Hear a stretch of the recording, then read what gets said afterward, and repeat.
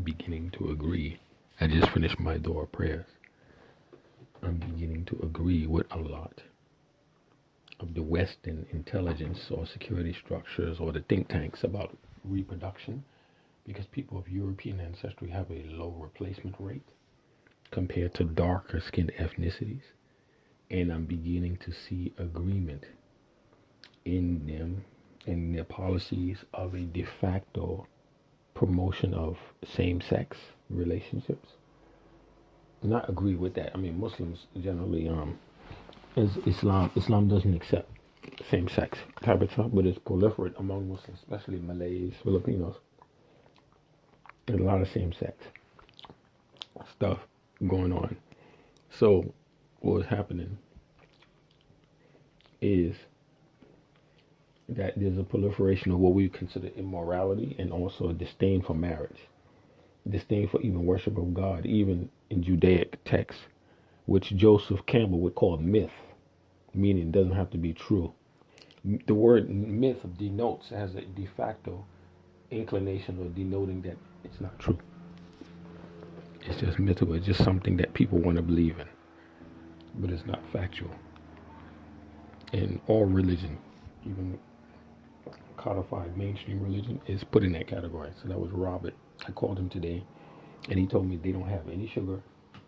Maybe next week they're out of sugar and honey. They only have a couple of things of honey for the rehab centers where people are on drug rehabilitation, local Icelandic people. He offered if I wanted to come get it, but I told him no. I don't want to take it out of the mouths of Icelanders. So in the end, if I were seized and blindfolded and grabbed, they would say, well, it's nice that you're a nice guy and you're a nice black guy, but we hope that you have a good life. All the best to you. You know, I hate, for some reason, instinctively, when people say to me, all the best, I hate it. They used to say it to me a lot in South Africa. Look at the pauper, the brother that's a pauper, all the best to you. All the best. Yeah, and that, something very, it's like I'm considered disgusting as a beggar. It's like revolting and nauseating for me to hear the words all the best. For some reason, I don't like it. I don't know why. I just cannot put my finger on it. When I hear someone say all the best to me and nothing is done, I really, really hate it. It really sends me a shrill. Bismillah. I really can't stand it because people can do more, and they'll have you dragging and kicking. You know why they're kicking you out, and there's nothing you can do to better your life. So what I could do is go in the bathroom, do a wudu, and then do a masah over the dirty socks, and then put on the shoes. And I would go out in wudu, which is advisable, because I gotta go urinate anyway.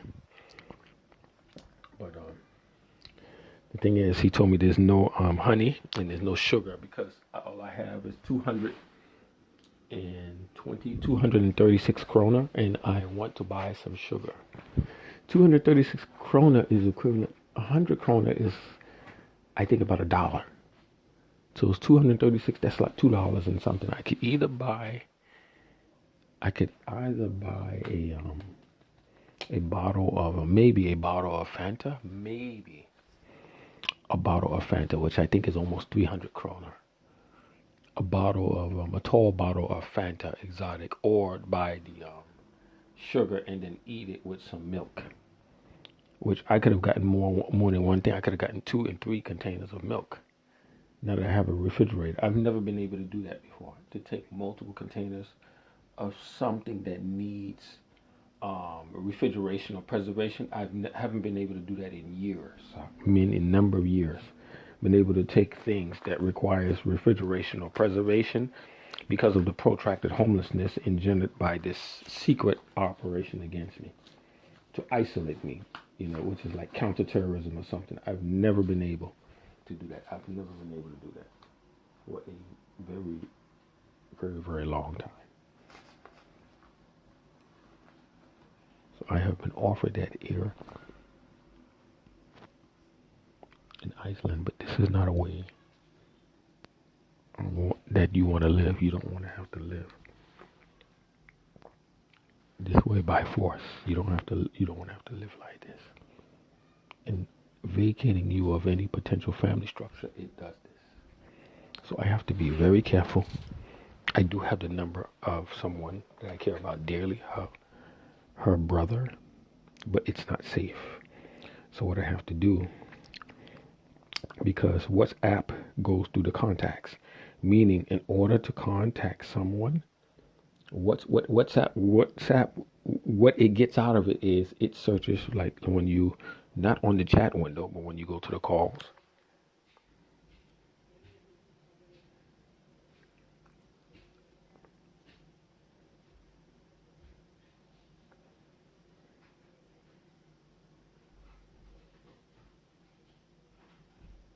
At the point you press that telephone button, that's when it goes to the contacts. This brother's an engineer, very nice brother, man. Pakistani, very nice brother, man. Very nice, incredibly sweet. Jamaat Tabligh, Deobandi inclined. Very nice person, man. So is Imam Tahir Anwar. They don't like being used, but Gujarati, very nice, high born. They are very high born people, high lineage people, very nice people, man. But they don't like it when you're being exploited. See, people don't understand my pain of wanting to be married. They don't understand that, man. So this person here, who's the lion, means Singapore. That means he's completely indoctrinated. So what I have to do now, because he set it up on the 12th of June, I have to remove. This is being pulled out of the contacts of my phone. I got to remove it. Can you believe that? I have to remove his contact out of my phone for safety, for his personal safety. I gotta get rid of it because whatever this operation is, they would be monitoring me, trying to communicate with any of her family or relatives. I gotta get rid of it. I don't know what's going on and what she's been put through and what rhythm she has been pounded with or imprinted with from other men. I don't know. See, when one black man who's heavily into the sex thing and does these sex instruction videos, he talks about how when a man penetrates and the way he does it, it imprints on the woman. It imprints into her mind, into her body. You're like etching, like sort of CNC laser engraving or metal engraving, etching into a woman's ethos and spirit very strongly. A lot of people don't know that. This was intimated to me by some type of strong feeling, which could be an ilham. Only God knows best, because I'm one of the lowest Muslims in the world.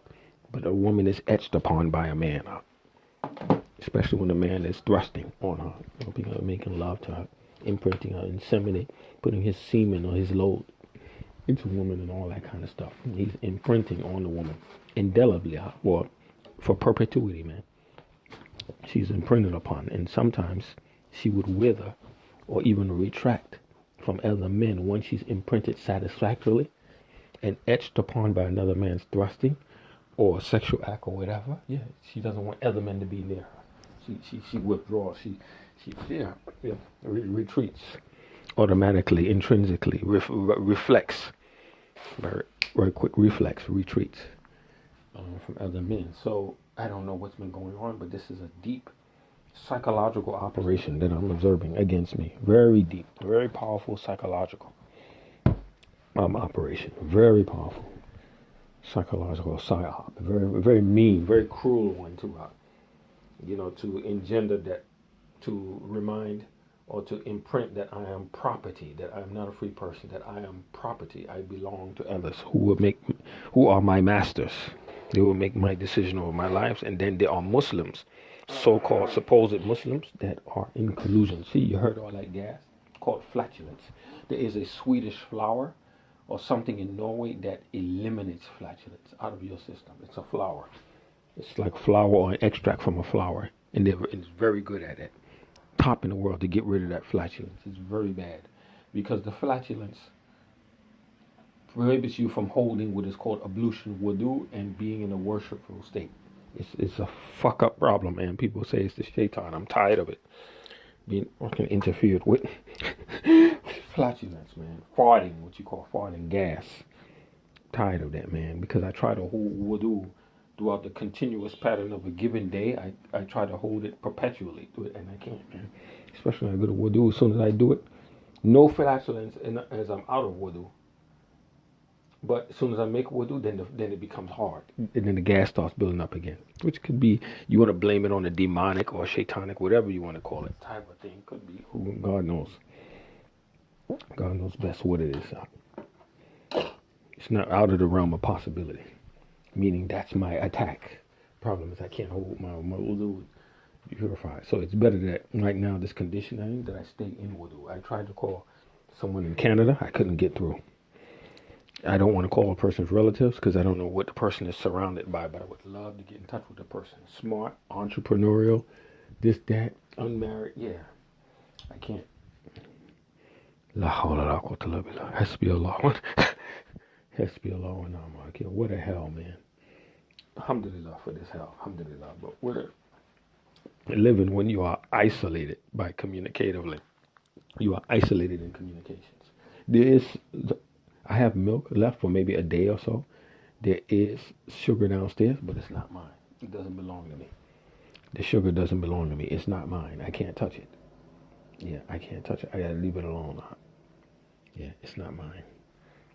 Haram for me to take it, even though I used to steal. I used to take money in order to what? So I could eat and survive and have gas and pay for bridge tolls and all. Yeah, I used to do it because there was no help. There's no comprehensive help to get you to full masculinity.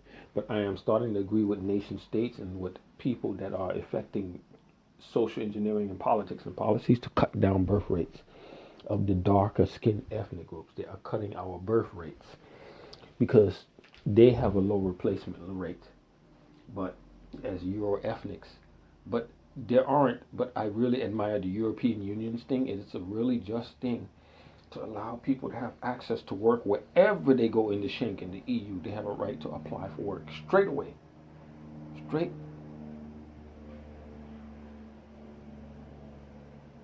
That's a helicopter. That's an AS-350 Eurocopter, or it used to be Aerospatiale. So the thing is, single engine variant, 350 obviously. So the thing is, to be able to work wherever they go throughout the region of Europe. This is a monumental accomplishment, man. Not to have to apply for work permit or anything. Even an Estonian, Latvian can come in and work straight away, legally. I can't do that. I can only work legally in the United States. That's it. So you can see how you are imprisoned. Yeah, in a way, by not being a member of something like this. But something like this greater EU is also seen as dictatorial. As people who want to hold on to national sovereignty. You can keep national sovereignty while having guest worker type agreements, even from different people visiting, like a tourist visa, but a tourist work visa, where you'll be able to, with the tourist work visa, which you pay money for, and you can pay it at the time of arrival. Then you would have the easier application for a work permit. You only want to work. You don't want residence. You don't want citizen, and you can sign off that you will not apply for citizenship. You will not apply for a permanent residence. You will just keep renewing and paying and keep renewing for the ability to work and pay local taxes and everything. You keep doing that over and over again with the state, and the system will make money. But right now, I don't have that ability. You're only confined to the U.S. That's it. Can't even go to Canada and work, or Mexico. Nope. Only work in America. And people having birth with the religious thing, be fruitful and multiply, from Judaism, be fruitful and multiply. But there aren't enough jobs around. Food there is, but there aren't enough jobs or work around for all the human multiplication that's going on. There isn't. And then with all the human pop, pop, pop, pop, pop, pop, pop, be fruitful and multiply, a lot of people is coming out and they're being strained and tested and tormented in lives of squalor and poverty, where they're losing their faith, or they're barely having any faith, or they're coming out or becoming murted, or going apostate, or don't want religion at all. They're rejecting God at all, but God is the one that ordered us, be fruitful and multiply. But people are not fulfilling. We're not fulfilling our rights or duties to each other, man. You see what I'm saying? It's sick, man. Sick. Talking about people. Sick. They follow this and they use that excuse. God will take care of us. Let me pop in you, and let me have another wife. I don't want to pop more and more and pop. And he's going to take care of us. And somehow things, fulfillment and rizq, what they call rosa, sustenance is going to come, whatever. I'm going to marry another one, even though I don't have nothing. but you have your own house. So I come to your own house, since you're a woman or widow or divorcee with your own house, and then I'm going to pop you, and then I'm going to go to the other ones. Her family's provided her wealth. She's younger than you, but she has her own place, and then I'm going to pop her, seed her, and then I'm going to. This shit don't make no sense. Like for me, due to this counterterrorism operation, I am a failed person now. Due to this counterterrorism and Muslim betrayal effort against me, I'm a failed person. So I no longer qualify to marry young, fertile women. No longer. It's finished. But the hatred and the viciousness of it goes further than not wanting me to have a family structure or posterity to inherit me or to look after me if I age or become infirmed. Is they want me to mate with women of the lowest character or moral fiber, women that drink, that smoke, yeah, that what I'm saying, eat pork, swine, and all that kind of stuff. Which Judaism and Islam, we don't touch that. All that kind of stuff, man. All that nasty stuff. Women that are bossy, that are masculine, that are testosterone fueled type of women. Where I would really be emasculated. Women like that, humiliated, and women that look worse than the haggard witch of the West. That would look worse than that. That's why they say wicked witch of the West. They didn't say wicked witch of the East. Wicked witch of the West. And to mate with that is a humiliation to my masculinity. It's something, Miss Alvarez said, something to do with my ancestry, but it's that Dred Scott, slave, nigger type of ancestry, which is despised, the American Negro type of thing, to break the bonds of that shackles of American nigger. Even the African is not bound by this. Even the African from Africa, he's not shackled by this, the way I'm shackled. He's not, man. African, no. Yeah, but an African is going to give up a lot of their mores, More, in order not to be sent back to Africa with nothing. To a place where they have no possibility. At least with me, there's a sliver of a minute possibility of being able to earn a livelihood. And our African ethnicity, brothers and sisters, none. There's nothing but exploitation. None.